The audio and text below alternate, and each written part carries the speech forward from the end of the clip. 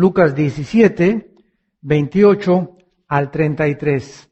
Le damos también la bienvenida a nuestro programa de televisión internacional. Ya nos encontramos en Nueva York, en Houston y Costa Rica, a más de 23 satélites, gracias a Dios, cubriendo 59 naciones en el mundo, con un auditorio de más de 55 millones de personas. Así que imagínense cada vez que estoy aquí, no solamente estoy compartiéndolos a ustedes, sino sé que nos están viendo 55 millones de personas, que va a repetirse el mensaje, y también estamos en vivo en Internet. Así que le damos la bienvenida a todos los que nos ven por la televisión, y ojalá que este mensaje pueda continuar edificando y enriqueciendo sus vidas espirituales. Lucas 17, 28 al 33, dice estas palabras: Asimismo, como sucedió en los días de Lot, bebían, comían, vendían, plantaban, edificaban, mas el día en que Lot salió de Sodoma, llovió del cielo fuego y azufre, y los destruyó a todos. Así será en el día en que el Hijo del Hombre se manifieste. En aquel día, el que esté en la azotea y sus bienes en casa no descienda a tomarlos, y el que en el campo asimismo no vuelva atrás. Acuérdense de la mujer de Lot. Todo aquel que quiera salvar su vida la va a perder, y todo aquel que la pierda la salvará. En esta noche nuestro mensaje se titula La familia de Lot. Vamos al capítulo 19 del libro del Génesis para poder entender la advertencia que el Señor Jesucristo nos hace, porque en esta noche voy a compartir a ustedes el destino de una familia fracasada. Una familia que fracasó en su vida cristiana. Y como decíamos también anteriormente, el que piensa que está firme, mire que no caiga. La familia es el tesoro más grande que Dios nos ha dado, por lo cual debemos de poner toda nuestra dedicación, nuestros talentos, toda nuestra objetividad, nuestro enfoque completamente en la educación de nuestra familia, y asegurarnos nosotros, los varones, que verdaderamente nuestra familia está siguiendo a Dios. Así que en este capítulo 19, que vamos a verlo todo el capítulo en esta noche, vamos a descubrir y a sacar principios espirituales importantísimos de la familia de Lot, para que no suceda lo mismo con tu familia, ni tampoco con tu liderazgo espiritual. Es una historia muy trágica, la historia de Lot, porque no solamente nos acompaña en esta noche, en esta lectura, el juicio sobre dos ciudades homosexuales.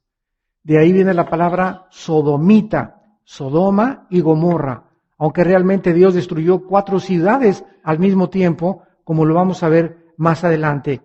Sino también no es trágico solamente la destrucción de Sodoma y Gomorra, sino que también vamos a descubrir el desperdicio de varias vidas que pudieron haber sido de enorme bendición para la comunidad, para la vida de Dios, para la vida de Lot y para la vida de su familia. Lot es el ejemplo del cristiano que, aunque tiene la salvación, fracasó y perdió las bendiciones espirituales y materiales aquí en esta tierra. Entonces vamos a ver que hay muchos cristianos que, aunque tienen la salvación, no pudieron vivir la vida abundante ni las bendiciones que Dios quiso para sus vidas. Él fue un cristiano que, aunque salvo, repito, no pudo disfrutar la bendición de sus vidas. Lot era un hombre que desde que su tío Abraham lo recogió, porque se quedó huérfano de Aram, su hermano de Abraham, Abraham se lo lleva con él y emprende junto con Lot, su sobrino, el destino al cual Dios lo había llamado. A la mitad del camino, Lot comienza a manifestar avaricia y codicia por los bienes materiales. Y entonces comienzan los pastores en el capítulo 13 de Génesis a pelearse con los pastores de Abraham, porque Lot quería verdaderamente más tierra que su tío. Entonces Abraham, para no pelearse con Lot en frente de los rancheros y de los campesinos, le dice a Lot: mira, si tú escoges para allá, yo me voy para acá. Y si tú escoges para acá, yo me voy para acá. Entonces Lot vio el lugar cerca de Sodoma, una ciudad fértil, una llanura fructífera, donde había mucha prosperidad, muchos negocios, mucho dinero, pero al mismo tiempo era una ciudad totalmente ya bajo el juicio de Dios. Entonces Lot pone su corazón sobre Sodoma y sobre Gomorra y ahí lleva a su familia a vivir en Sodoma y en Gomorra. Y él, al anhelar prosperar materialmente, sacrificó a su familia espiritualmente. Fue lo que Jesús dijo más tarde: ¿de qué le sirve al hombre ganar el mundo si pierde su alma? ¿De qué te sirve prosperar y de qué te sirve llegar a los objetivos que tú anhelabas y al éxito material y ser millonario o tener un yate y tener 4 o 5 carros por el precio de haber sacrificado a tu familia? Más vale comida de legumbres, de totopitos con frijoles, con pobreza, que de buey engordado, donde una familia ha sido destruida. Lo primero que encontramos aquí en Génesis 19, en el versículo 1, es un retrato de dónde se encontraba Lot. Dice así: llegaron pues los ángeles a Sodoma a la caída de la tarde. Aquí la Biblia nos revela que los ángeles pueden adaptar una personalidad humana. Ellos viven en una hiperdimensión o una multidimensión. Aquí estamos viviendo en un planeta, en un universo de 4 dimensiones. La cuarta dimensión es el tiempo. Alberto Einstein, con su famosa teoría de E igual a mc al cuadrado, determinó que era relativo el tiempo y que estábamos viviendo en una cuarta dimensión. Entonces, los ángeles viven fuera de las 4 dimensiones en las que nosotros vivimos. Y para poder salir de las 4 dimensiones, la ciencia ya no puede penetrar. Porque, repito, como decíamos ayer, la ciencia solo es un estudio de la observación y del campo limitado de lo que pueden ver, oler, tocar o palpar.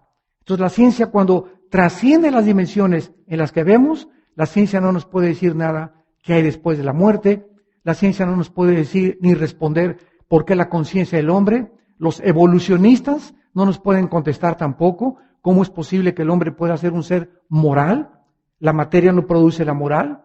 Los animales no son morales. Nosotros somos morales. En fin, hay muchas cosas donde la ciencia es totalmente limitada. Entonces, aquí vemos que los ángeles adoptan una personalidad humana y dice la Biblia que muchas veces nosotros vamos a tener ángeles cerca de nosotros y no los vamos a reconocer porque tienen forma humana y se pueden ellos manifestar como una persona humana. Estos 2 ángeles llegan a Sodoma y encuentran a Lot, observen, sentado a la puerta de Sodoma. En la antigüedad, las personas ricas, las personas que tenían una posición oficial, las personas que tenían un puesto alto gubernamental, siempre se encontraban en las entradas o en las puertas de las ciudades, porque ahí era donde llegaban todos los extranjeros a hacer negocio. Ahí los recibían los oficiales del gobierno, lo que nos habla que Lot alcanzó lo que él quiso alcanzar. No solamente comenzó a prosperar materialmente, sino que Lot también alcanzó un puesto importante, oficial, dentro de su comunidad. Él ya estaba ahí comprometido y totalmente con el mundo. En el versículo 2 y 3, Lot inmediatamente les llama a los ángeles Adón, que en el hebreo significa señores. De alguna forma, Lot percibió en su espíritu que estas criaturas, ¿verdad?, no eran completamente humanos, sino que eran verdaderamente ángeles de Dios. Y les dice Lot: señores, les ruego que vengan a mi casa de vuestro siervo y se hospeden, laven sus pies y por la mañana se levanten y sigan su camino. Y los ángeles respondieron: no, que en la calle nos quedaremos esta noche. Mas él porfió con ellos mucho y fueron con él y entraron en su casa y les hizo banquete y coció panes sin levadura y comieron. Solo los 2 ángeles visitaron a Lot. ¿Se acuerdan en el capítulo 18? Que Dios se aparece a Abraham con estos 2 ángeles. Pero ya Jehová ya no va a Sodoma con los ángeles, manda a los 2 ángeles. Dios se quedó con Abraham, porque Dios no puede tener compañerismo con las tinieblas. Dice en Amós capítulo 3, versículo 3, ¿pueden caminar 2 juntos sin que ellos estén de acuerdo? No se puede caminar con Dios si no vivimos en santidad. La palabra de Dios dice en Efesios 4:30 que no le causemos dolor al Espíritu Santo. Dios es un Dios santo y el Espíritu Santo se llama Espíritu Santo. Entonces, si yo quiero caminar con Dios y ser dirigido por Dios y agarrarme de la mano del Espíritu de Dios, tengo que estar de acuerdo en vivir en santidad. Si yo no vivo en santidad, no le puedo entender a Dios, Dios no me puede dirigir, no me puede mostrar, no me puede infundir seguridad, porque Él es un Dios santo. Y si no entendemos que la santidad es el camino para que podamos encontrar y caminar con Dios, jamás podremos caminar con Dios. Dice la Biblia también en Juan 14:21, Cristo les dijo a los discípulos estas palabras, Juan 14:21, el que tiene mis mandamientos y los guarda, ese es el que me ama. Y el que me ama será amado por mi Padre, y yo le amaré y me manifestaré a él. Noten ustedes con lupa lo que Jesús está diciendo. La única manera en la que podemos nosotros verdaderamente decir que amamos a Dios es obedeciéndolo. De nada sirve decir soy cristiano, soy bautista, o soy católico, o soy mormón, o soy esto y soy el otro, cuando nosotros decimos una cosa y vivimos otra cosa. Esto se llama en la psicología una personalidad bipolar o esquizofrenia. Cuando tienes dos personalidades, eres una personalidad en tu casa, eres otro en la iglesia, eres otro en tu trabajo. Otros tienen múltiples desórdenes de la personalidad psicológicamente, pero cuando venimos a la Biblia, no son personas enfermas mentalmente. El psicólogo y el psiquiatra no los va a ayudar. Son personas que están afectadas porque están desintegrando su personalidad y totalmente por la forma en la que están viviendo. Cuando tú dices algo y haces otra cosa, te comienzas a desintegrar psicológicamente. Alguna forma se comienzan a mover las neuronas porque eres dos. Dices una cosa y haces otra cosa. Esto es lo que se llama desintegración. Integral es algo que está unido totalmente. Una persona íntegra es una persona que es honesta con sus hijos, honesta con su esposo, honesto en sus negocios, honesto en la iglesia, honesto en sus relaciones, honesto en la forma como trata a su esposa. Está integrado. Cuando tú no eres así, te comienzas a desintegrar y a causar daño psicológicamente.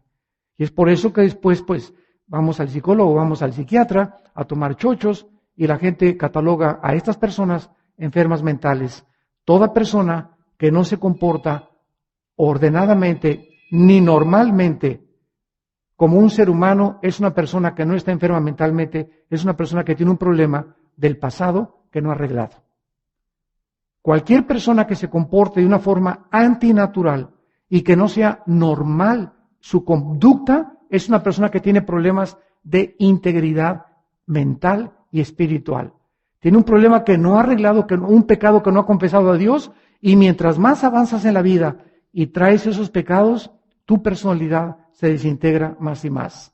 Hasta que llegas a convertirte como los césares de Roma, se creyeron dioses. ¿Cómo puede un ser humano llegar al momento que cree que eso es Dios?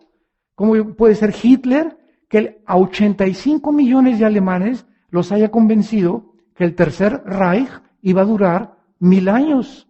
Yo ahorita oigo en la televisión que un loco dice, el gobierno va a durar 1000 años, y digo, es un enfermo mental que lo llevan al manicure, ¿verdad? Al hospital psiquiátrico. ¿Cómo es posible que 85 millones de alemanes, psicólogos, médicos, licenciados, no estamos hablando de 85 millones de indígenas, sino 85 millones de gente preparada, cultos, que le creyeron a este hombre que realmente iba a durar 1000 años el Tercer Reich? Sin embargo, Hitler, ¿verdad?, era una personalidad totalmente desintegrada. Él llegó a creer que él podía crear una raza aria, eliminar a los judíos, eliminar a los homosexuales, eliminar a los negros, eliminar a toda persona que no tuviera las características que él anhelaba tener. Todas estas cosas nos hablan de los césares romanos, José Stalin, Adolfo Hitler, Saddam Hussein, Yasser Arafat, etcétera, etcétera. Personas que se obsesionan en poder controlar a las gentes y convertirse en dioses. Personalidades desintegradas delante de Dios. Regresamos a Génesis y vemos en el capítulo 19 que cuando los ángeles llegan a la casa, hay algo muy interesante en el versículo 3. Él les ruega a los ángeles, no se vayan. Versículo 3. Fueron con él y entraron en su casa. ¿Y quién les hizo de comer? ¿Perdón? Y les hizo banquete. ¿Quién? ¿Él o su esposa? Él. La pregunta es, ¿dónde estaba la señora? Comparen ustedes con Génesis 18, el capítulo anterior, versículo 6, cuando llegaron estos mismos ángeles a la casa de Abraham. Dice Génesis 18, 6, entonces Abraham fue deprisa a la tienda a Sara y dijo, toma pronto 3 medidas de flor de harina y amasa y haz panes cocidos debajo del rescoldo.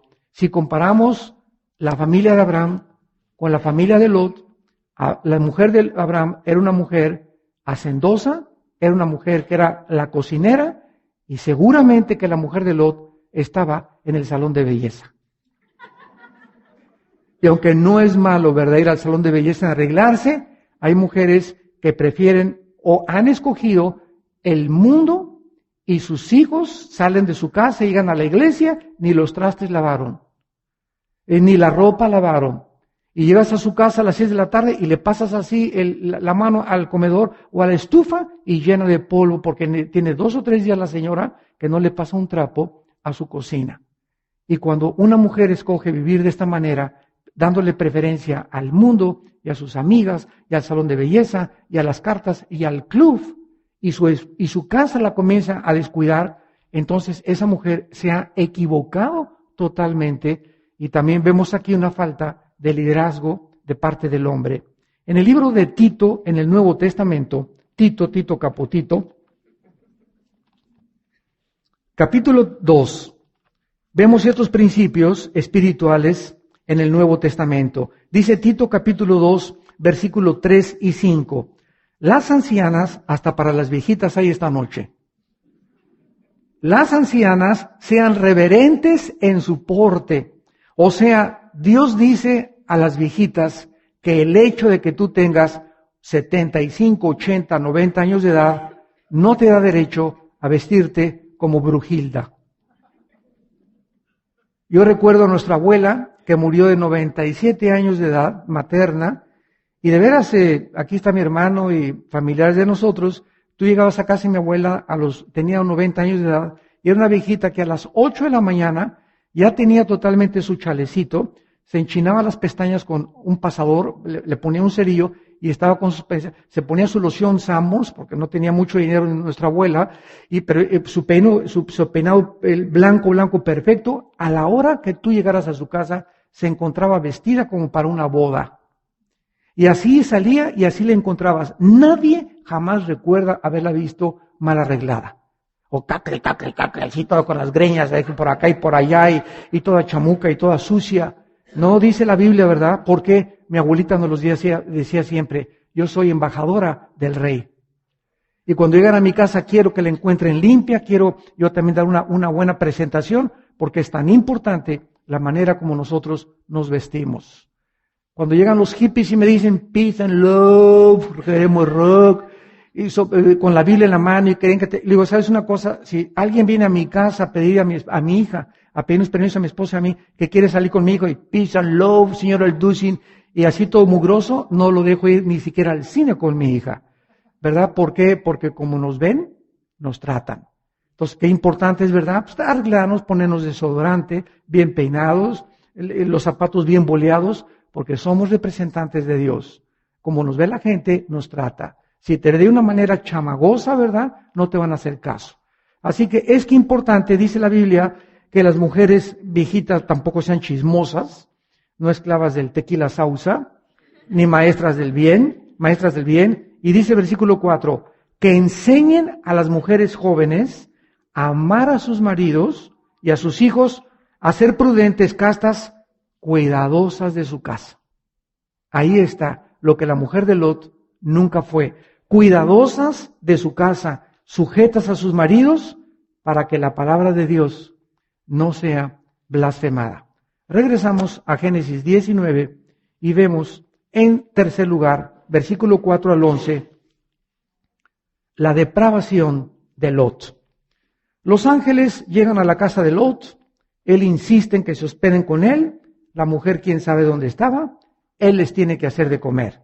Y dice el versículo 4, pero antes de que se acostaran, rodearon la casa los hombres de Sodoma, los varones de Sodoma, todo el pueblo, escuchen, desde el más joven hasta el más viejo, eran sodomitas. La depravación había llegado a los jóvenes, a los mediana edad y a los viejitos. Era totalmente una ciudad corrompida sexualmente. Y llamaron a Lot y le dijeron, ¿dónde están los varones que vinieron a ti esta noche? Sácalos para que los conozcamos. O sea que estos ángeles, pues me imagino que eran bellos, ¿verdad? Eran guapos, eran bien parecidos. Y cuando entraron al pueblo y vieron que Lot los llevaba a su casa, los vieron y se fueron detrás de ellos. Y como estaban dentro de la casa, le tocaron a Lot, oye, sácanos a esos hombres para que los conozcamos. La palabra conozcamos en el hebreo es la palabra hebrea yada, con Y, que significa relaciones íntimas. Cuando dice en Génesis 4 que Adán conoció a Eva, es la palabra yada. O sea, tuvo relaciones con ella para tener a Caín y Abel. Entonces, ellos querían tener relaciones homosexuales con los ángeles. Y entonces Lot, versículo 6, salió a ellos, a la puerta, cerró la puerta tras sí y les dijo, os ruego, hermanos míos, que no hagáis tal maldad. Tengo 2 hijas que no han conocido varón, las sacaré fuera y hagan con ellas como bien les pareciere. Solamente que estos varones no hagan nada, porque vinieron a la sombra de mi tejado. Vemos nosotros el tercer retrato de la vida de Lot, la inmoralidad que había ya aceptado como algo normal en su vida y en su familia. ¿Qué es lo que está sucediendo con nuestra sociedad?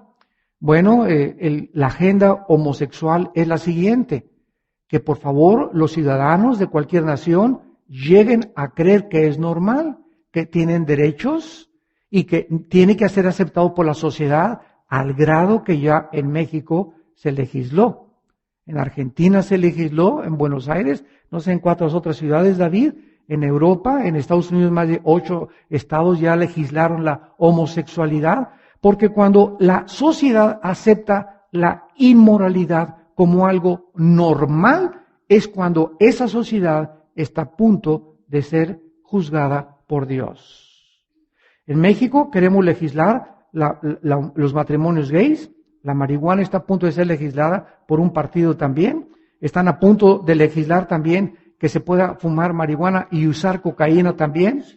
Estamos a punto de poder ver la idolatría en México por todos lados. Y nos extraña la violencia en México, nos extrañan las muertes y le echamos la culpa al gobierno cuando el problema se encuentra en la inmoralidad que está desparramándose por toda la República Mexicana y donde nadie está levantando los valores. Prende la televisión, ¿qué de vulgaridades en la televisión mexicana? Las telenovelas ya no se miden, ya están sacando relaciones homosexuales y lésbicas en las telenovelas, ya están sacando relaciones a las 10 de la mañana, prendes Sky y tiene canales pornográficos, ya en cualquier programa que haya de televisión son groserías, son insinuaciones, son indirectas del sexo, y nos sorprendemos de que Dios esté enojado con nosotros. ¿Cómo podemos decir que Dios es culpable cuando nuestra sociedad se está corrompiendo? ¿Saben lo que nos está pasando en México? Lo que le pasó a la rana. Agarras una rana y la metes en una olla y la pones en la estufa. Y le prendes al agua, la estufa, y comienza el agua a calentarse. La rana está dentro. La sangre de la rana tiene temperatura fría y se adapta la rana a la temperatura del agua. Y en lugar de que cuando comienza a hervir el agua, la rana salte, la rana se adapta y se muere hervida. Haz la prueba en tu casa y pon una rana en la olla. Esto es absolutamente verídico. Así la temperatura está subiendo en México y nos estamos adaptando y muchos van a morirse hervidos porque lo han aceptado como algo normal. Y ustedes, dice la Biblia, son un pueblo santo. y sean santos porque yo soy santo. Somos un pueblo separado. Y el hecho que la sociedad y tus amigos y tus familiares y tus cuñados y tus cuñadas y tus tíos lo acepten como una cosa normal, no es para que tú lo aceptes como una cosa normal. Nosotros tenemos que levantarnos en contra de este movimiento y en contra de toda la inmoralidad y protestar y hacer valer nuestros derechos de forma humilde, desde luego, y con mansedumbre, pero jamás ponernos de acuerdo en que aceptamos esto como algo normal, porque a los ojos de Dios es perversión. Y no somos juzgados por la opinión de la sociedad, sino nosotros por lo que la Biblia dice. Notemos lo que estos sodomitas dijeron en el versículo 5. Saca a los varones para que los conozcamos. Gritaban a los cuatro vientos ya. Estaban en la calle gritando que tenían ganas de tener relaciones homosexuales con los ángeles. O sea, estos sodomitas ya no actuaban en secreto, ya se habían salido del closet. Ya estaban a las cuatro vientos diciéndole a la gente, somos homosexuales. ¿Acaso no se parece la sociedad de nosotros igual? Tuvimos un desayuno en el Hotel Sheraton en México hace 2 o 3 meses, y me acuerdo un sábado, todos los que asistieron, saliendo del desayuno, por Reforma, había un desfile de puros gays. Pero ¿sabe una cosa? Eran gays semidesnudos, casi con tangas, donde los niños de 5 o 6 años, nuestros hijos, están viendo y gritando y pintados y haciendo señas perversas a toda la gente. Ellos están demandando derechos y están violando los derechos de terceras personas. Yo creo que eso no es justo. Pero ya no les importaba absolutamente. En carros alegóricos más de 15,000 gays y lesbianas. Así, públicamente en Reforma, gritando a la gente, somos libres. Sí son libres, pero haz eso en tu casa, en el closet, no enfrente a mis hijos y en la calle. Esta es la forma en la que la sociedad está llegando y la gente aplaudiéndolos y hasta papás diciendo, me da gusto que mi hijo haya salido del closet.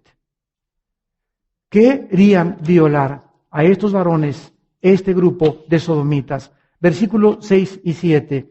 Les dice Lot, cerrando la puerta, y sale, hermanos míos, no hagan tal maldad. Lot ya había hecho su habitación en Sodoma. Lot ya había aceptado la inmoralidad y la depravación de estos habitantes. Y noten ustedes que al salir de su casa tiene el descaro de decirles hermanos. Es la palabra aj en el hebreo. Hermanos, o sea, Lot los conocía muy bien. Eran sus amigos de todos los días. Eran sus vecinos. Eran sus socios en sus negocios. ¿Y qué dice la Biblia en 1 Corintios capítulo 5? Dice estas palabras, versículos del 10 al 11.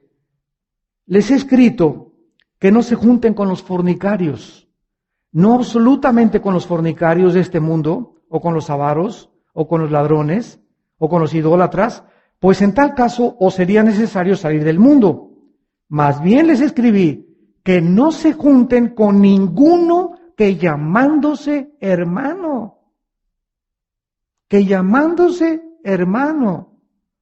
fuere fornicario, o avaro, o idólatra, o maldiciente, o borracho, ladrón, con el tal, ni te sientes a tomar café en Vips. ¿Cuál es el propósito de este mandamiento? No significa que seamos fariseos, no, todo lo contrario. Cuando yo me encuentro un hermano que pues ya se cayó de borracho, o me lo encontré fumando mota, o pasándose pericos ahí en la playa, yo no voy a ir a decirles a ustedes, oigan, pues me encontré esta persona, porque antes de criticar a alguien, tienes que tenderle la mano para ayudarlo. Entonces, si tú te encuentras a un hermano que en la noche estaba a las 3 de la mañana en Garibaldi gritando a Juga vivo el charro Abitia, no vayas en la mañana a la iglesia y decir, ¿a quién creen que me encontré anoche en Garibaldi? Para comenzar, ¿qué andabas haciendo tú también en Garibaldi? ¿Verdad? Si le rascamos, ¿verdad? Entonces, sino que a este hermano, ¿verdad? Pues borracho no te va a hacer caso. Al otro día, ¿verdad? Le hablas a su esposa, oye, vi anoche a Pancho ahí gritando como loco en la calle, en la esquina, etcétera, etcétera, y cantando canciones de Juan Gabriel, etcétera, etcétera.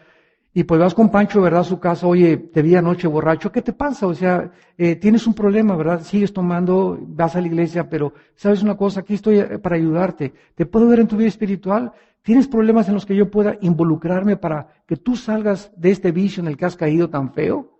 Entonces, esa es la primera característica de un cristiano.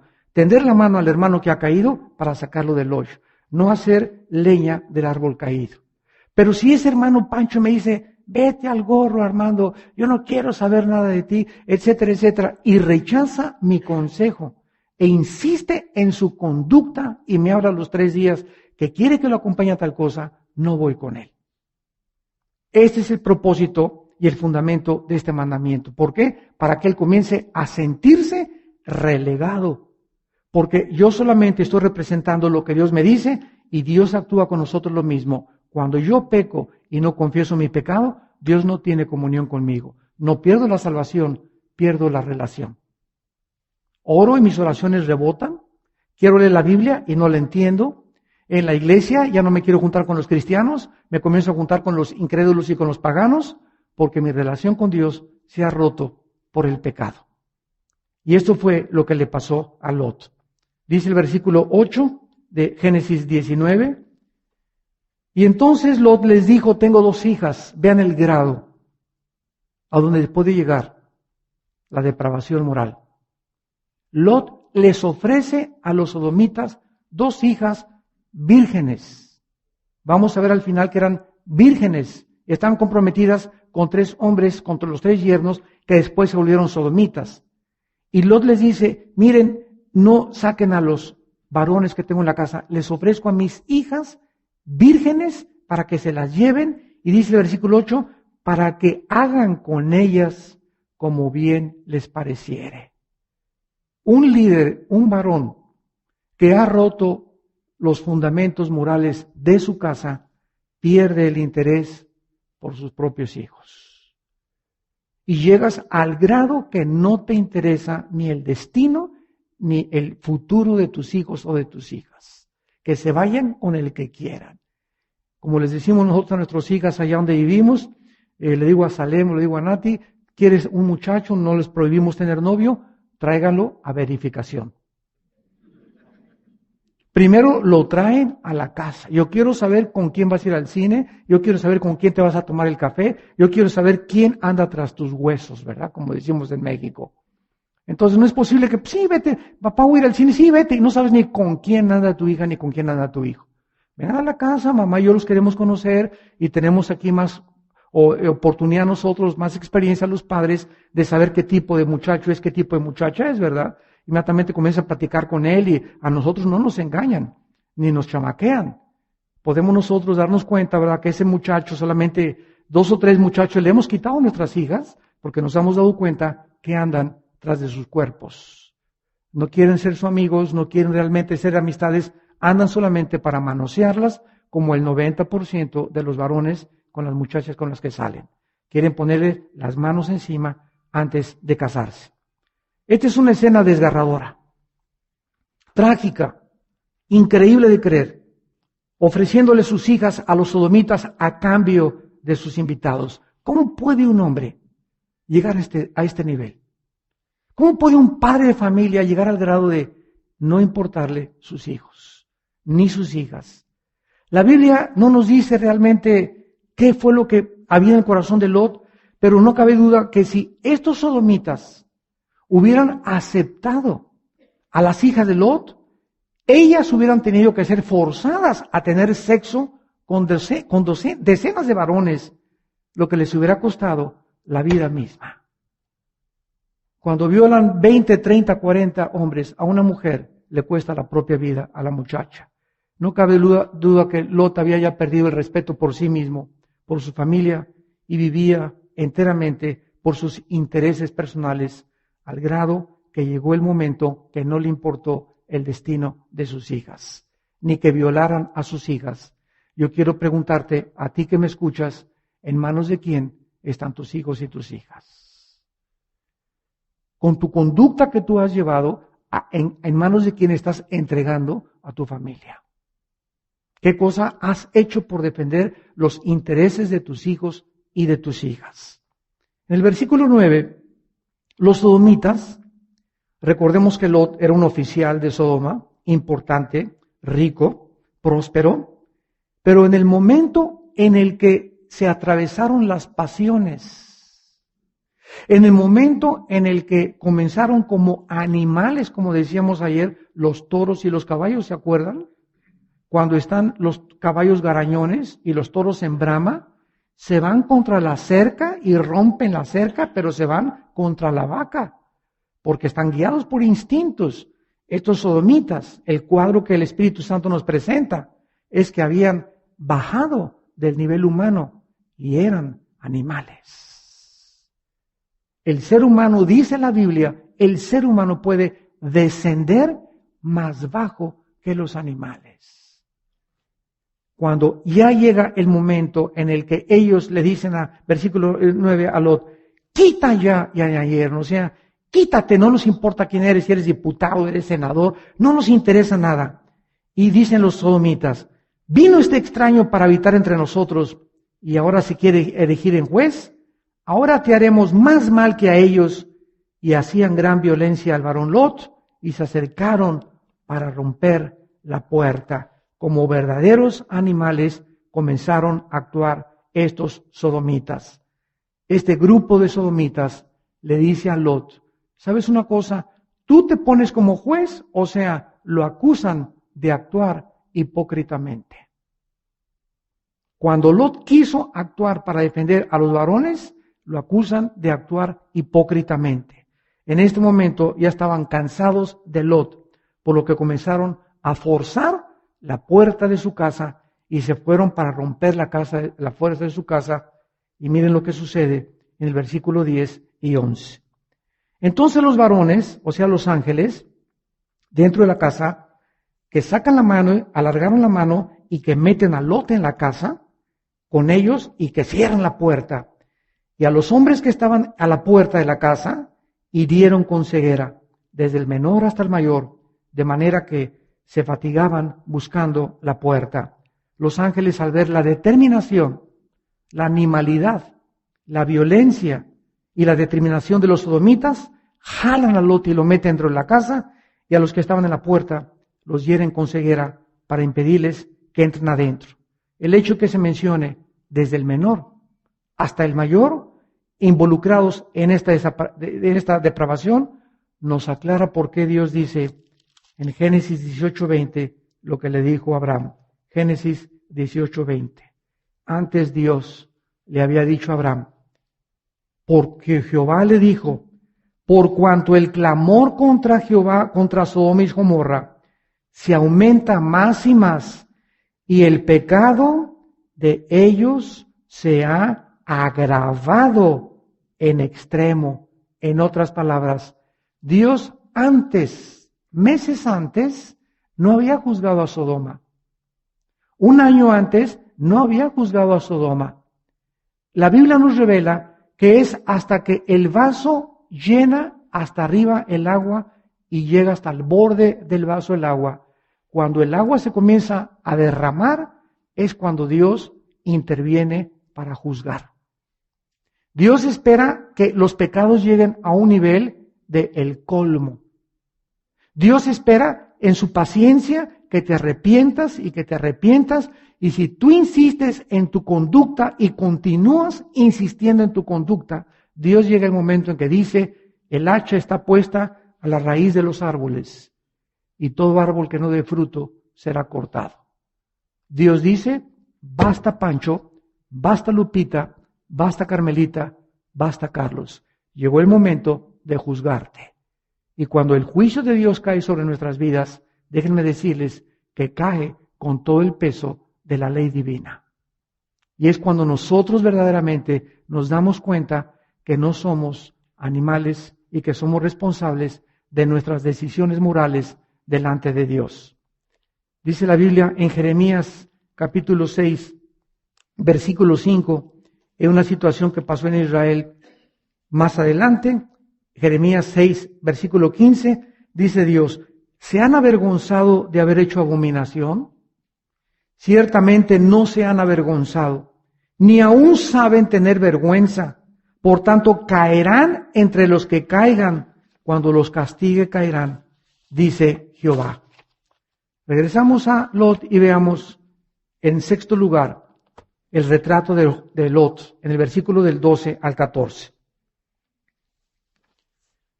Los sodomitas quedan ciegos y entonces los ángeles, versículo 12, le dicen a Lot, ¿tienes aquí algunos más? Yernos, tus hijos, tus hijas y todo lo que tienes en la ciudad, sácalo de este lugar porque vamos a destruir este lugar por cuanto el clamor contra ellos ha subido en punto, o sea, ha aumentado al colmo delante de Jehová. Por tanto, Jehová nos ha enviado para destruirlo. Esta es la forma como Dios trata a los seres humanos. Tú estás por acá, aquí está el barranco. Carlos, deja ese amante y sigues tú. No me pasa nada, pasó un año con mi amante y parece que está bien, los negocios siguen igual, etcétera, etcétera.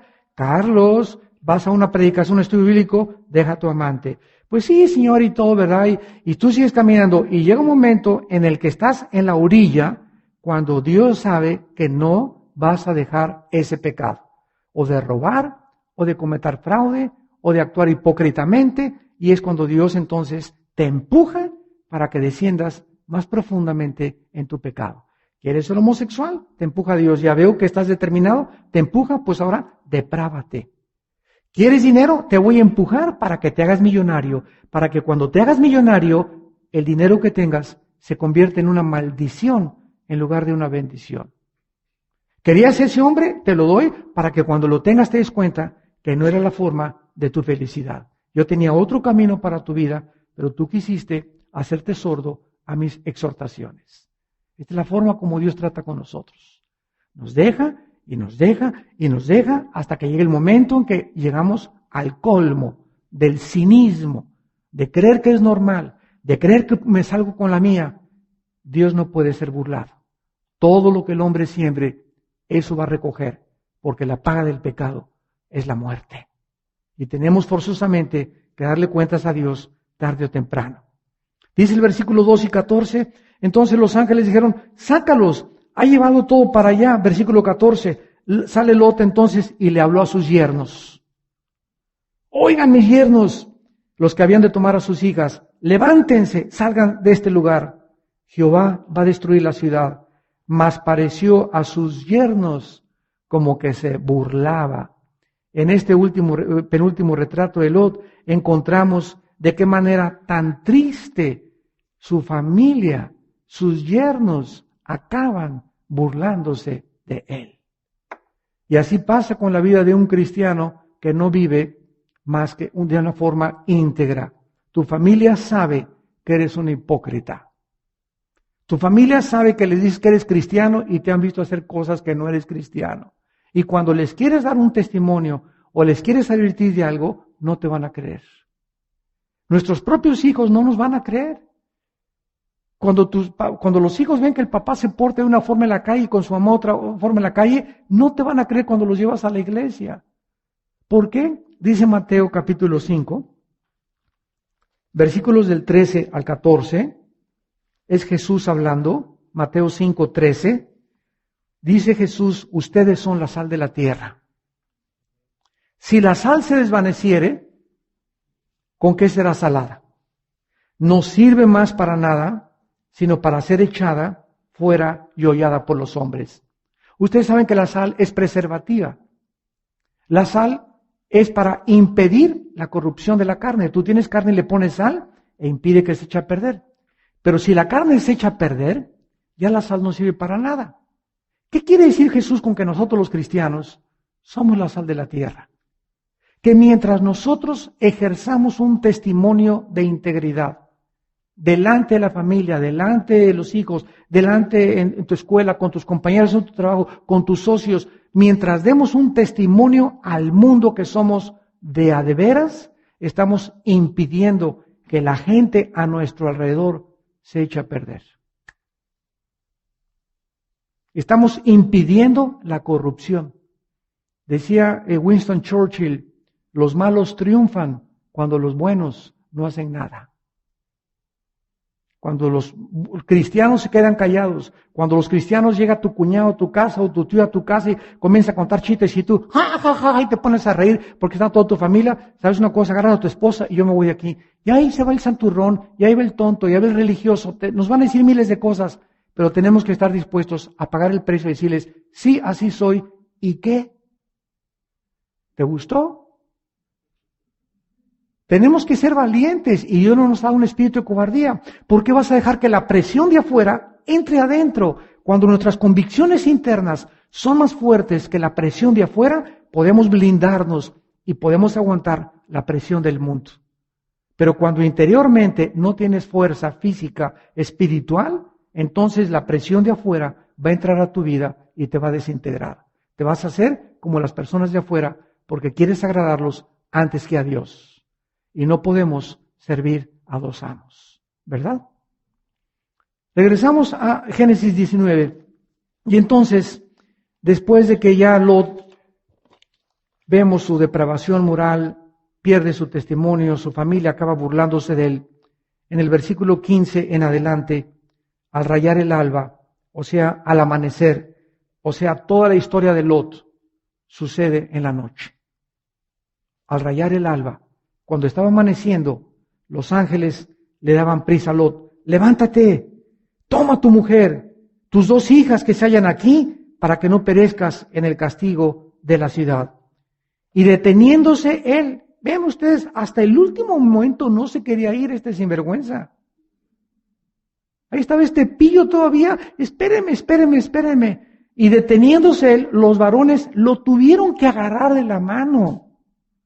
Y de la mano de su mujer y de las manos de sus 2 hijas, según la misericordia de Jehová para con él. Y lo sacaron y lo pusieron fuera de la ciudad.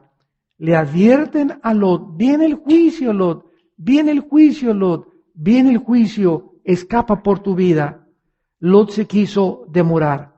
Posiblemente se puso a pensar en este momento tan dramático en el que vio que era de veras y los ángeles que lo iban a sacar, comenzó a pensar, híjole, voy a dejar mi casa y mi cofre con mis centenarios y mis monedas de plata y mi cuenta del banco y mis valores. Estaré dispuesto a dejar todo eso atrás por salir y esperarme todas las cosas que van a caer. Voy a dejar a mis amistades, mi familia, mis familiares, los voy a dejar sin llevarme nada de repente. Notemos que los ángeles, al ver su demora, lo tienen que agarrar de la mano. ¿Por qué? Porque Lot tenía hasta el último momento su corazón en Sodoma y en Gomorra. Su corazón en el mundo. ¿En dónde lo tienes tú?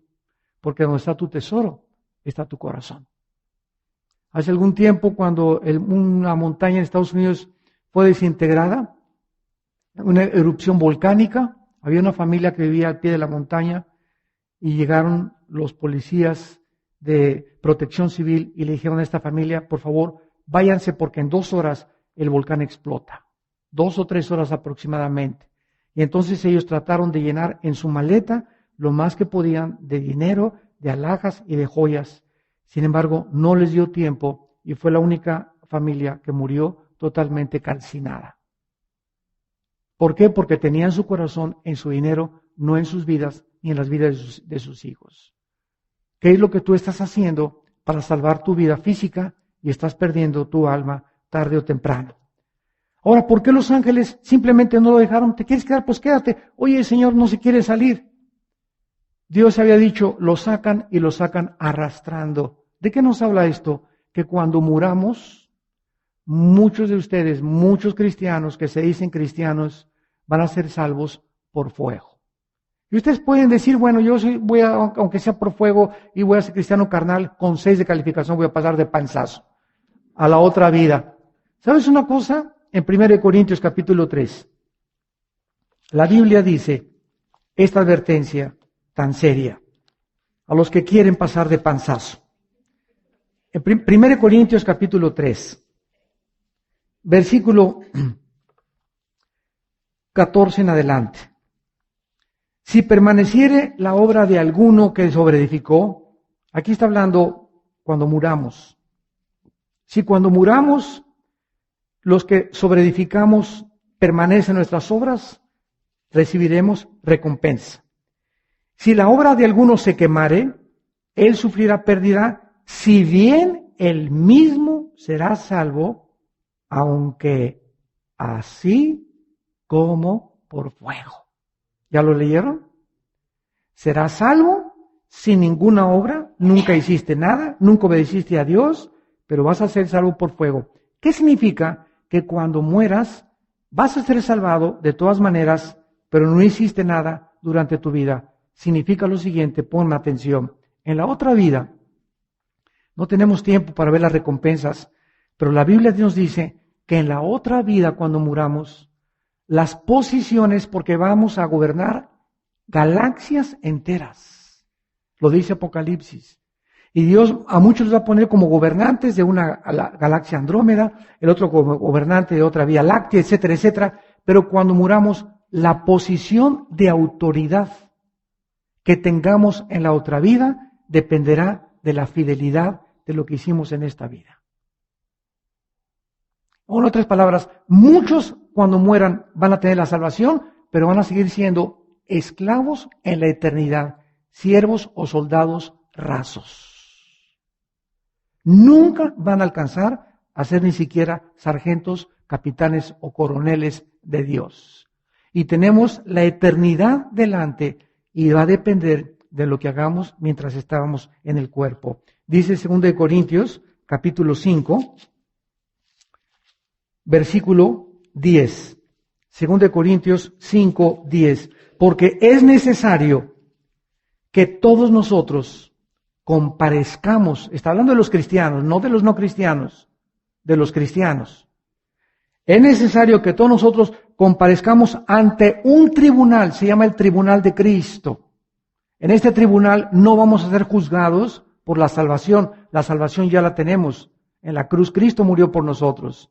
Y dice, para que cada uno reciba lo que haya hecho mientras estaba en el cuerpo, sea bueno o sea malo. De ahí la admonición, no se cansen de hacer el bien. Pero firmes y constantes sabiendo que nuestro trabajo en el Señor no es en vano. Un vaso de agua, dijo Cristo, un vaso de agua que tú le des a alguien en el nombre de Jesús, tiene premio en la otra vida. ¿Qué más con aquellos que han entregado su vida entera en servir a los demás? ¿Qué cosa tan maravillosa podemos nosotros esperar en la otra vida cuando realmente en esta vida vivimos para Jesucristo? Y terminamos en capítulo 19, cuando entonces ya son sacados Lot y todos, y les dice el ángel, no volteen hacia atrás, escapen por su vida, y dice el versículo 26, que entonces la mujer de Lot miró atrás a espaldas y se volvió estatua de sal. ¿Qué dijo Jesús en Lucas? Que cuando Él venga, las mismas características sociales que existieron en tiempos de Lot van a existir en el mundo antes de que Él regrese.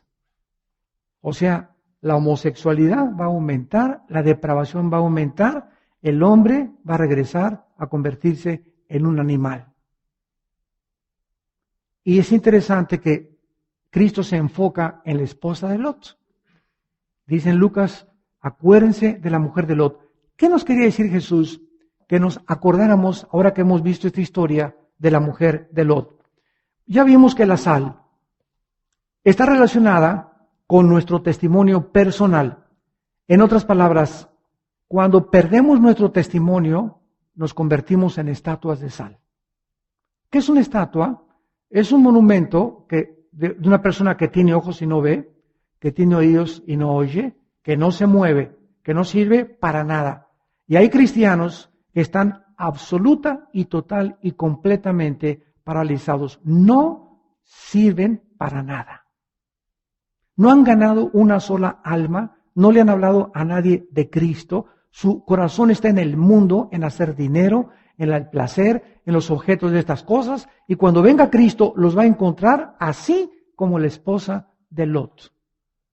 Inservibles y la gente burlándose de ellos, porque decían en sus familiares y en sus amistades que eran cristianos. Qué cosa tan triste que tengamos una sola vida. Y el día de ayer no lo recuperamos, ni los meses anteriores. Una sola vida tienes para vivirla para Dios. Y no volvemos jamás a recuperar en la otra vida lo que no hicimos en esta vida. Y miren que están pasando los años así. Yo veo las fotos de mis hijos, ¿verdad? Cuando tenían 2, 3 años, y ahorita mi hijo ya 17 años y 20 años, y luego los nietos, y vemos a los abuelos que murieron, mi padre que murió en el 70, ¿verdad? Lo vi, me acuerdo, y todo parece, ¿verdad? Así que está pasando rapidísimo. Cuando llegas a los 40, 50 años de edad, pasa más rápido la vida. Y te encarreras a los 60, 70, 80 años de edad, y así pasa la vida, y sin que te des cuenta, caemos muertos. Porque está establecido que muramos una sola vez. No hay reencarnación, no hay purgatorio, no hay ningún estado intermedio, no hay transmigración de las almas. La Biblia dice que en el momento que mueras, Dios te espera para juzgarte, a los vivos y a los muertos. Y no hay otra oportunidad en la eternidad de que tú te arrepientas. ¿Qué estás haciendo en esta vida con tu familia? La familia es prestada y nosotros somos administradores de nuestro matrimonio y de nuestros hijos. Nuestros hijos son prestados. Finalmente a los 18 años ya son mayores de edad, agarran su carretera y ya lo que hagan, ¿verdad? Yo ya no soy culpable.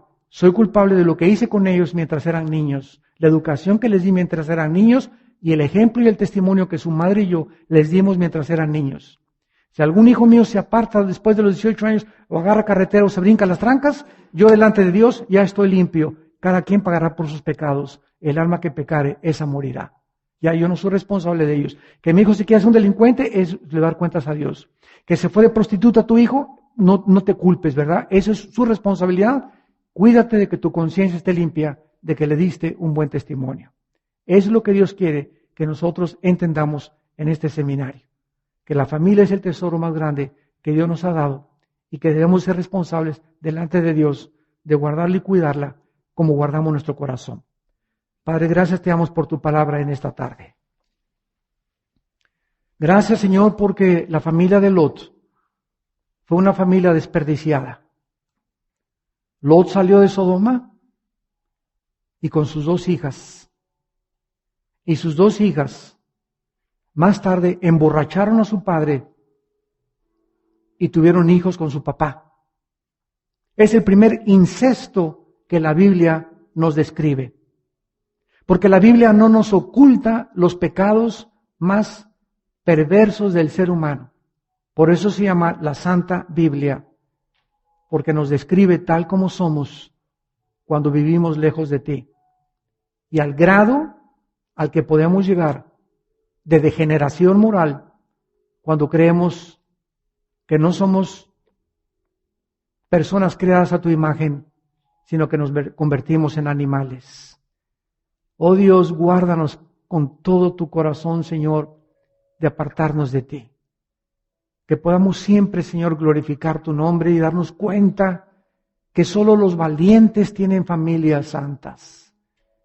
Porque es de mucho valor que un hombre le sea fiel a su esposa y a sus hijos y que se sacrifique a sí mismo por causa de ti, que muriste en una cruz, que diste tu vida por nosotros, para que ya no vivamos para nosotros, sino para aquel que vive por los siglos de los siglos, por toda la eternidad. En esta tarde muchos de ustedes tal vez ni siquiera tienen a Jesucristo en su vida. Y Dios les quiere dar la oportunidad en este momento, ustedes que nos ven por la televisión, de invitar a Jesús a sus vidas.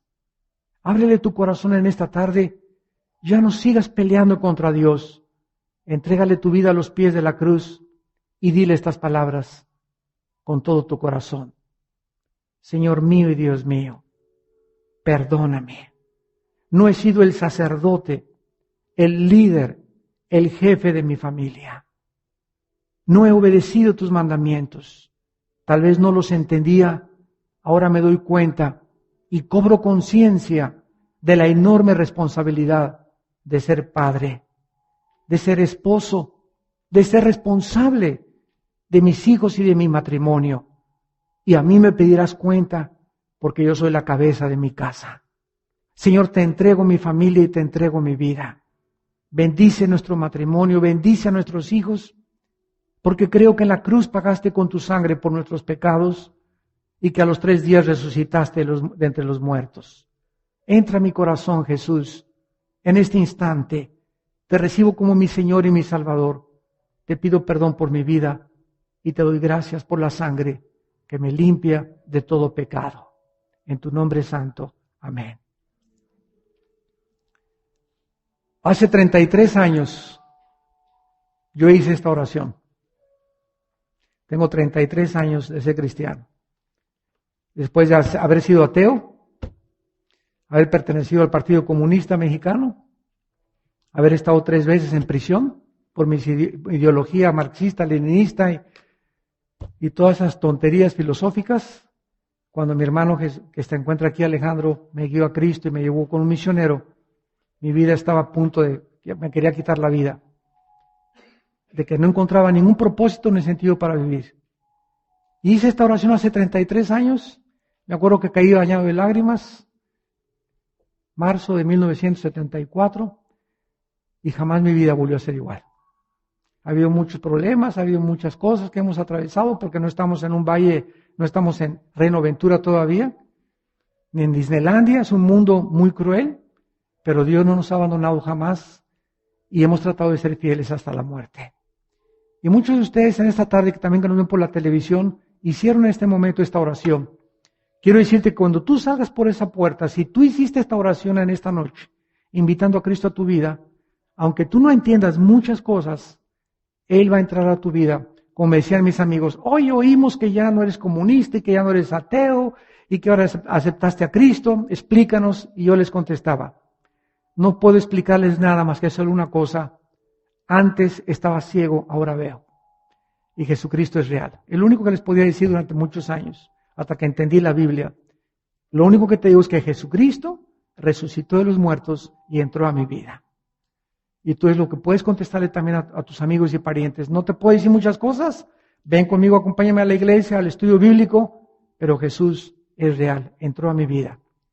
Si alguna persona esta tarde ha hecho esta oración invitando a Cristo, nos gustaría conocerte, hombre o mujer, felicitarte, decirte que nos sentimos orgullosos de tu vida y queremos también darle gracias a Dios por tu familia. ¿Alguno de ustedes en esta tarde hizo esta oración? Ahí desde su lugar, póngase de pie. Párense los que hicieron esta oración invitando a Cristo. Dios te bendiga. Gracias por tu vida. ¿Alguien más? Dios te bendiga. Gracias a Dios. Mira, Dios te bendiga. Qué lindo. Dios te bendiga. Gracias por tu vida. Gracias a Dios. Gracias, Señor.